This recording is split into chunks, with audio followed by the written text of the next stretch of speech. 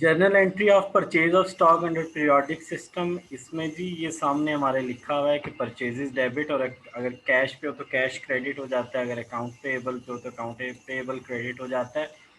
तो हमने क्या करना है जी, डेबिट परचेजेस को डेबिट कर देना है। और चूँकि हम सपोज कर रहे हैं कि ये किस पे ख़रीदी गई है, ये ख़रीदी गई हैं कैश पे ख़रीदी गई होंगी, ठीक है।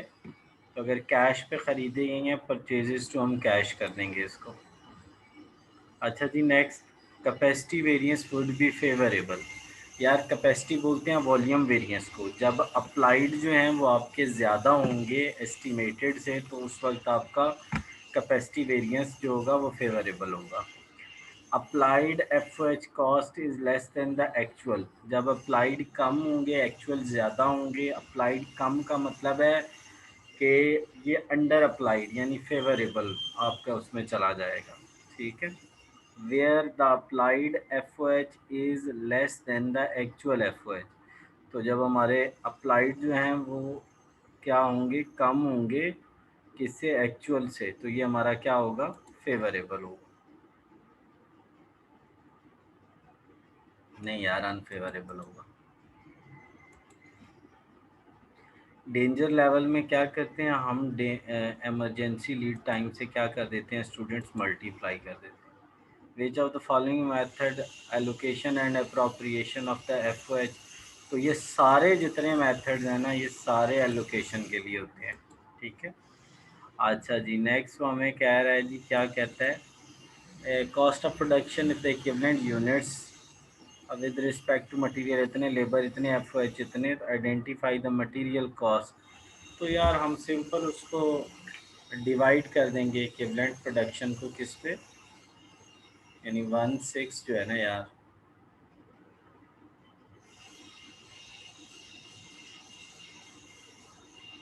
1625 डिवाइडेड को उसको 800 पे डिवाइड कर दो, ठीक है, 2.03 आ जाएगी। चलो जी नेक्स्ट, द टाइम, अच्छा मैं आपको यहाँ एक चीज़ बता दूँ, अगर आप चाह रहे हैं कि मैं आपका क्विज़ आपकी हेल्प कर दूँ, तो आप मुझे सिंपल इस नंबर पे व्हाट्सएप कर दें। व्हाट्सएप आपने करना है मुझे 033519001119 पे, तो आपकी हेल्प हो जाएगी। अच्छा, हमारे पास क्या होता है जी, time worked over and above the employ basic earning week is called, ठीक है। जब टाइम वर्क ओवर होता है ना, ठीक है, तो उससे हम सिंपल क्या कहते हैं, ओवर टाइम कहते हैं। अच्छा जी, हमारे पास एवरेज इन्वेंट्री, देखिए हम क्या करते हैं, एवरेज टर्नओवर रेशो, जो हमारे पास एवरेज टर्नओवर रेशो होता है उसमें हम ऊपर कॉस्ट ऑफ गुड्स सोल्ड को रखते हैं और नीचे एवरेज इन्वेंट्री को रखते हैं, तो निकल आता है। लाइफो जी होता है last in first out, last in first out को बोलते हैं। अच्छा जी, नेक्स्ट है, विच of the following is advantage of the perpetual, ठीक है। परपेचुअल यार जो होता है कम्प्लेक्स, तो ये होता है, ये तो इसका डिसएडवांटेज हो गया ना, ठीक है। अच्छा, इट रिक्वायर्ड हायर कॉस्ट, ये भी इसका it identify the obsolete inventory, ये पकड़ के दे देता है कि पुराने आइटम्स कौन से। Which of the following is included in the F O H cost, यार एफ ओ एच में क्या होता है, फैक्ट्री का बिल सारे होते हैं भाई ये।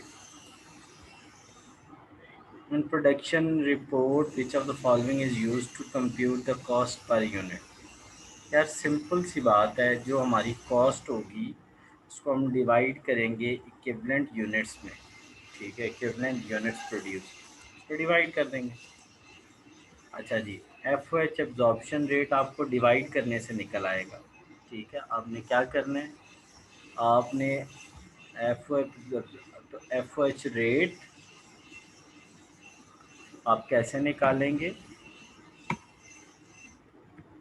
ये दोनों डिवाइड है या ये प्लस है, एफ ओ एच रेट आपने सिंपल कैसे निकालना है जी, हाँ अच्छा अच्छा अच्छा अच्छा, वो पता क्या कह रहा है, फिक्स और वेरिएबल रेट जब दोनों आपस में ऐड होंगे ना, वो जो अगर एफ ओ एच होते तो उसको हम डिवाइड करते हैं ना, ठीक है, यहाँ पे नहीं हो पाएगा, जब इन दोनों को हम ऐड करेंगे तो हमारा निकल आएगा, ठीक है, चलें। Closing work in process inventory of the last carry forward to the next year is charge to the